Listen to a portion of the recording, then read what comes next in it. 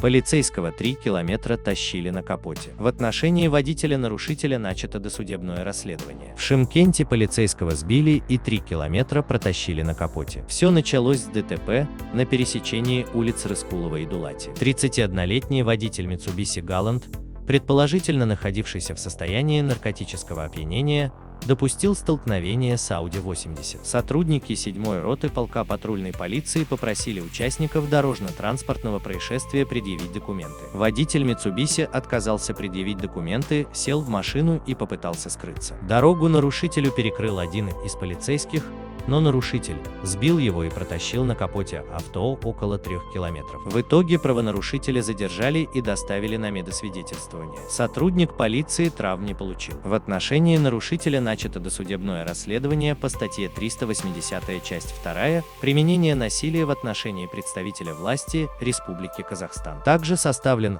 протокол по статье 610 часть 1 «Нарушение водителями транспортных средств правил дорожного движения, повлекшее повреждение транспортных средств, грузов, дорог, дорожных и других сооружений или иного имущества, причинившее материальный ущерб». Задержанный водворен в изолятор временного содержания Шымкента. Машина водворена на штрафстоянку.